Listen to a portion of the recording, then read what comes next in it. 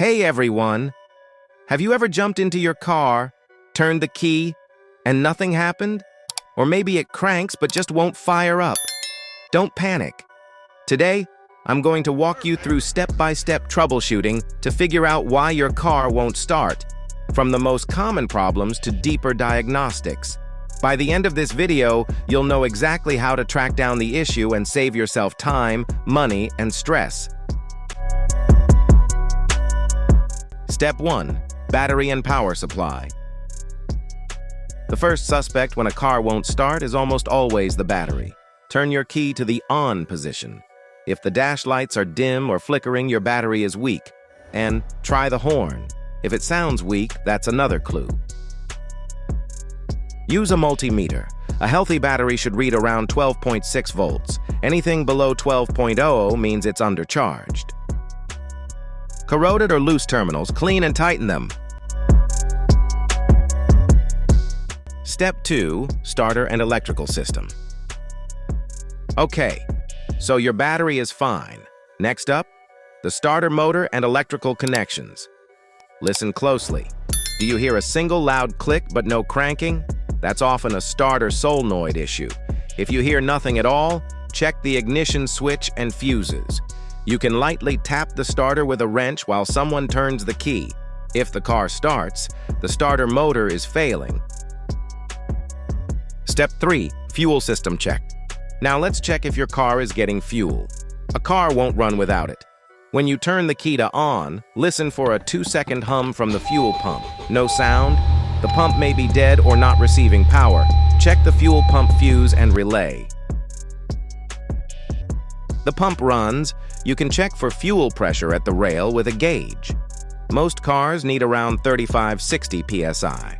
Bad fuel filters can also cause no-start issues if clogged. Step 4. Spark and ignition system. All right, let's talk spark. Engines need fuel and spark to run. Pull a spark plug, reconnect it to the wire, and ground it against metal. Have someone crank the engine. Do you see a strong blue spark? Weak or no spark means issues with the ignition coil, crankshaft position sensor, or even the ECU.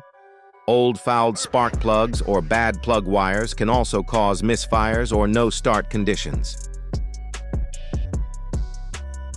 Step 5. Air and sensors. A clogged air filter can choke your engine. Pull it out and check. Modern cars rely on sensors like the mass airflow, MAF, and crankshaft position sensor. If they fail, the ECU won't deliver the right mix of fuel and spark. You'll usually get a check engine light. Scan it with an OBD2 scanner for trouble codes. Step 6. Deeper diagnostics. Compression and timing.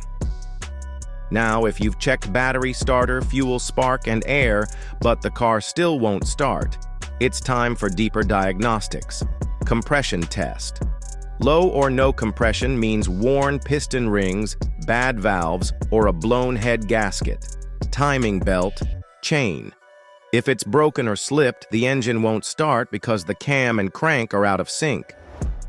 Most no-start problems are preventable. Here's how.